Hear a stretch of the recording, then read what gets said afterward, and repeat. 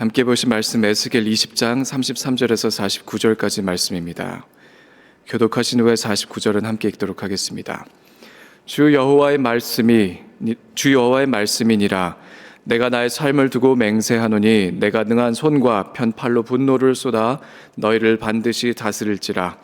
능한 손과 편팔로 분노를 쏟아 너희를 여러 나라에서 나오게 하며 너희의 흩어진 여러 지방에서 모아내고 너희를 인도하여 여러 나라 광야에 이르러 거기에서 너희를 대면하여 심판하되 내가 애굽 땅 광야에서 너희 조상들을 심판한 것 같이 너희를 심판하리라. 주 여호와의 말씀이니라. 내가 너희를 막대기 아래로 지나가게 하며 언약의 줄로 매려니와 너희 가운데서 반역하는 자와 내게 범죄하는 자를 모두 제하여 버릴지라. 그들을 그 머물던 살던 땅에서는 나오게 하여도 이스라엘 땅에는 들어가지 못하게 하리니 너희가 나는 여호와인 줄을 알리라. 주 여호와께서 이같이 말씀하셨느니라. 이스라엘 족속아, 너희가 내 말을 듣지 아니하려거든 가서 각각 그 우상을 섬기라. 그렇게 하려거든 이후에 다시는 너희 예물과 너희 우상들로 내 거룩한 이름을 더럽히지 말지니라. 주 여호와의 말씀이니라. 이스라엘 온 족속이 그 땅에 있어서 내 거룩한 산 곧 이스라엘의 높은 산에서 다 나를 섬기리니 거기에서 내가 그들을 기쁘게 받을지라. 거기에서 너희 예물과 너희가 드리던 첫 열매와 너희 모든 성물을 요구하리라.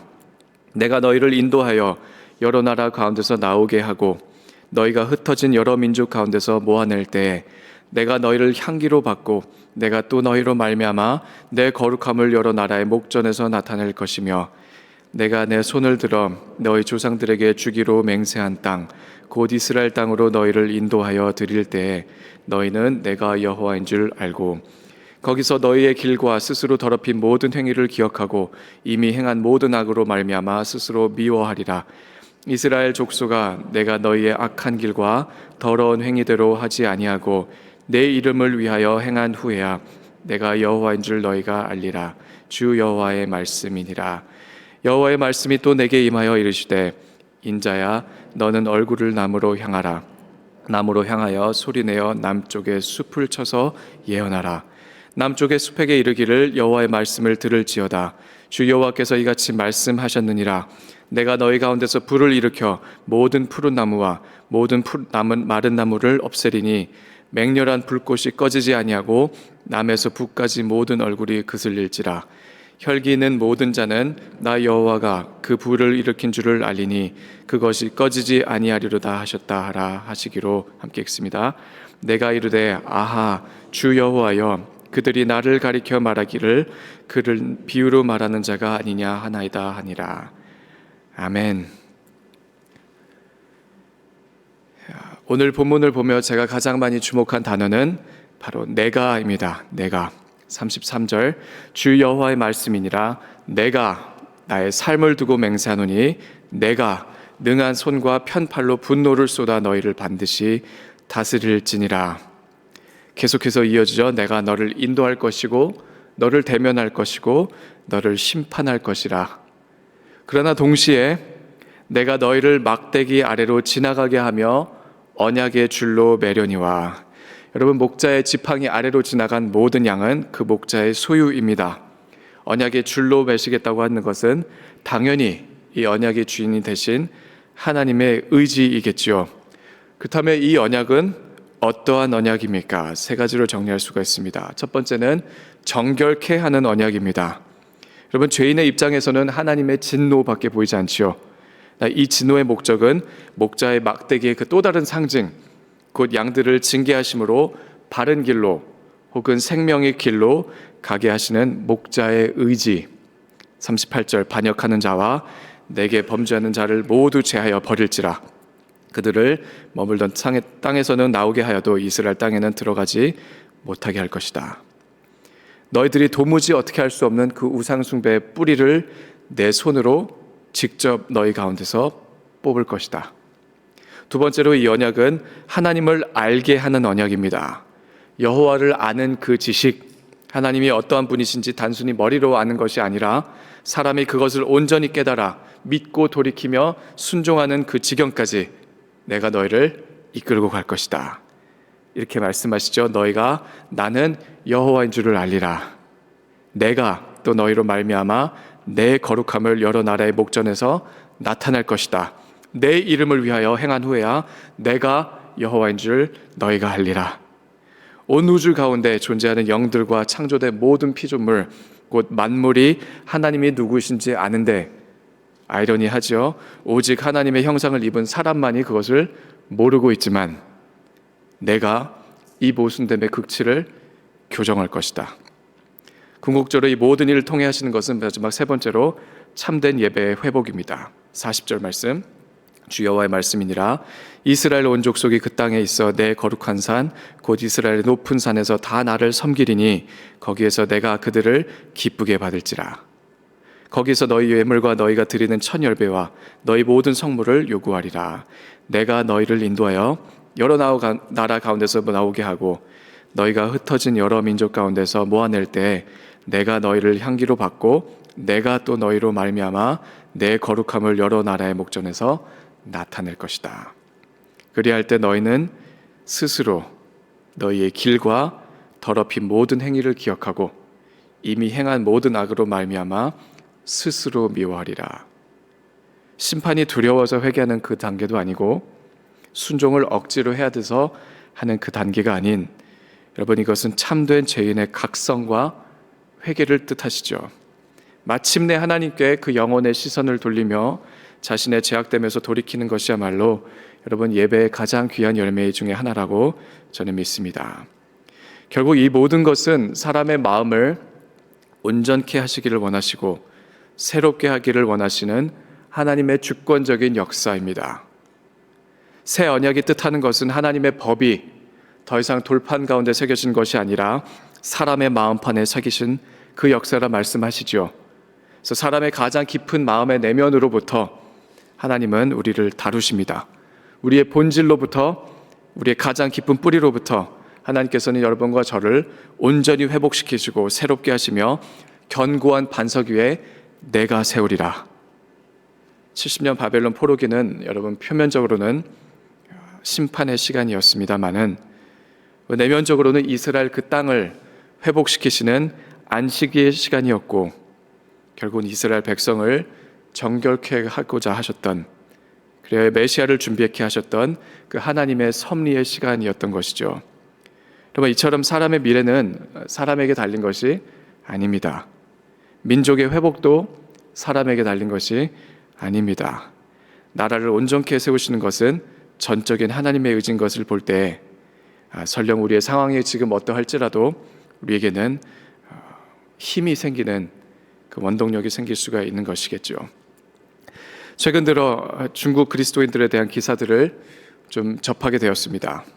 오늘 이 아침에는 두 가지 정도를 좀 나누어 드리려고 합니다. 여러분 잘 아시는 대로 공산주의 그 종교 탄압이 이루어지고 있는 중국, 그 아래에서 여러분 어떻게 같은 십자가 은혜 아래 있는 사람이 동일한 하나님을 섬기는 그리스도인들이 어쩌면 이런 다른 상황 가운데 살아갈 수 있을까요? 누구는 타락할 시간과 여유가 있는가 하면 누구는 기약 없이 숨죽이며 살아가야 하는 것일까요?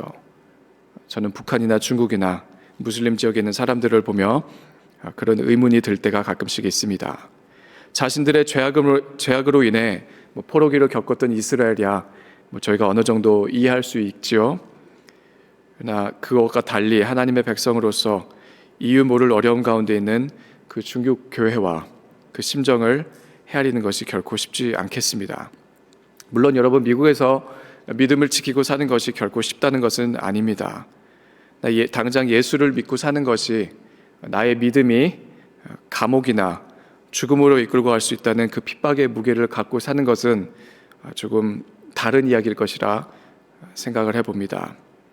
여러분 동시에 신앙의 자유가 없는 만큼, 아니 어떻게 생각하면 그보다 더 큰 은혜를 하나님께서는 분명히 베풀고 계시고 있다는 것을 종종 들리는 이 은혜의 소식들과 간증들을 통해서 저는 지금도 놀라운 그 믿음들의 간증들이 이 세상을 뒤엎고 있다는 그 사실을 다시 한번 확인할 때마다 큰 위로와 도전을 받게 됩니다. 예를 들면 이러한 이야기가 있습니다. 중국에서 이제 칼리그라피로 활동하고 있는 한 그리스도인의 이야기입니다. 여러분, 캘리그라퍼는 손으로 아름다운 글씨를 쓰는 그런 그림 문자를 가리킵니다. 저희 교회 안에도 선교사님들이나 학생들이나 예수님을 믿지 않는 분들에게 간결한 구절들로 이 위로와 능력을 전하는 사역을 감당하고 계신 분들이 계십니다. 2019년에 여러분, 한국에 카톡이 있다면 중국에는 더 큰 위챗이라는 것이 있죠. 그 중국의 대표적인 메신저를 통해 시작된 사역이 한 가지가 있습니다. 한 사람이 중국에 퍼져 있는 그리스도인들과 함께 칼리그라피를 사용하여 성경을 필사하기로 작정했던 것이죠. 그 중에 동참한 사람 중에 한 명은 예수를 믿지 않았던 사람입니다. 그냥 칼리그라피가 좋아서 동참했던 것인데 요한복음을 그려나가는 가운데 나도 이런 하나님의 자녀가 됐으면 좋겠다 라는 믿음이 생겨 세례를 받게 되었던 이야기가 있었습니다. 여러분, 종교의 자유가 없는 중국에서 이 칼리그라피는 지금도 대대적인 사역이 되어가고 있습니다. 6년째 계속해서 이 사역이 확장되고 있는데, 여러분, 아무래도 교회가 하나 되기 어려운 상황 가운데서 성경을 필사하는 이 일이 많은 중국 그리스도인들에게는 아마 하나의 공통 분모가 되어가고 있는 것 같습니다. 그 자체가 하나의 영적 훈련이 될 수도 있겠죠. 그리고 중국 교회 안에서는 이것이 중국 정부를 향한 조용한 믿음의 저항, 바로 그 저항의 상징이 되어가고 있다는 것이죠. 그래서 원래 처음에 시작할 때는 성경 장수가 딱 1189장이다 보니 딱 1189명만 찾아서 한 사람이 한 장만 쓰면 얼마나 좋을까. 그래서 위챗에서 그것을 시작을 했는데 불과 며칠 만에 수백만 명의 지하교회 교인들과 중국 정부에서 인정받는 그 교인들이 동참하여 함께 성경을 필사하는 거대한 영적인 무브먼트가 되어가고 있다는 것이죠.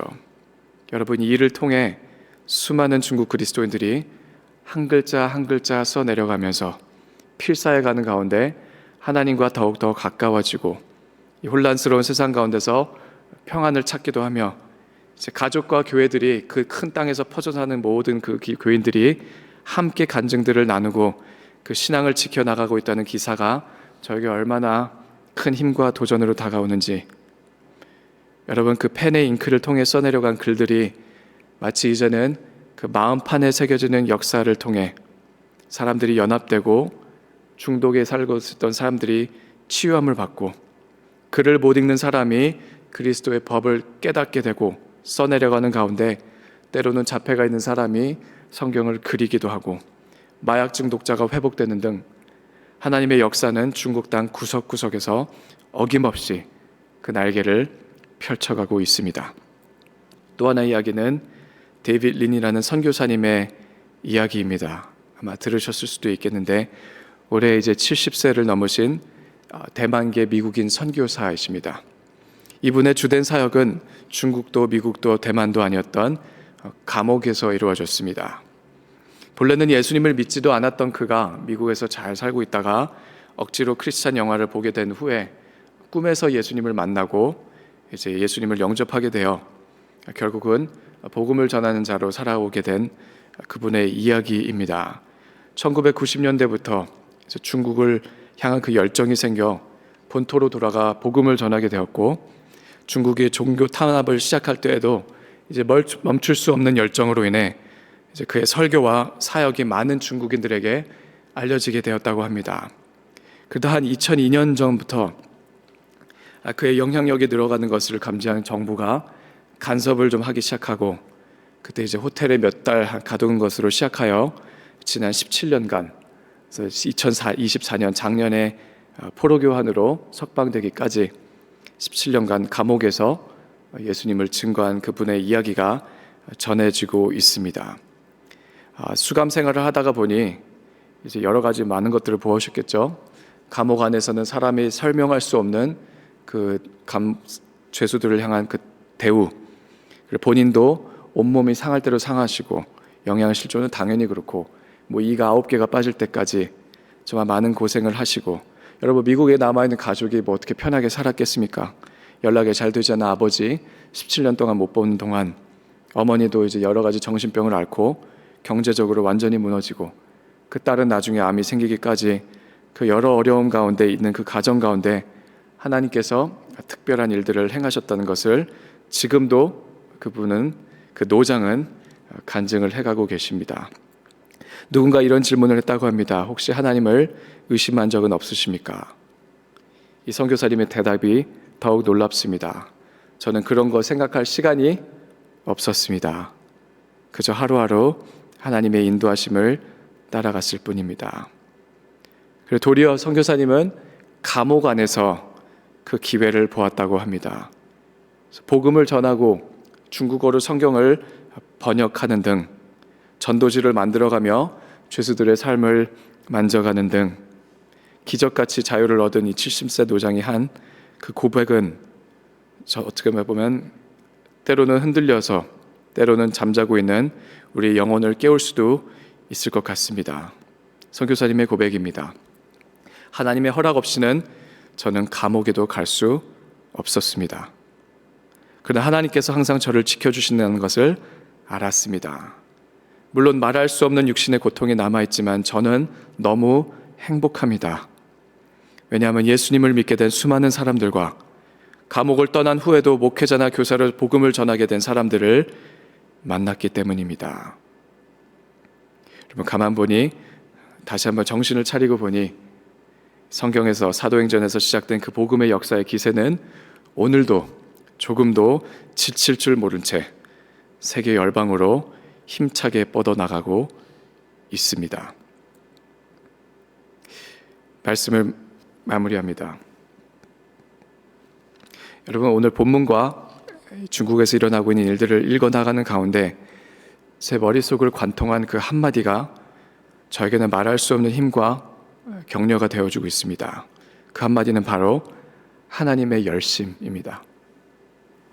하나님께서는 오늘도 어김없이 쉬지 않고 역사하고 계십니다. 우리의 앞날도 민족의 미래도 나라의 흥함고 쇠함도 다 하나님의 열심으로 이루어지는 역사입니다.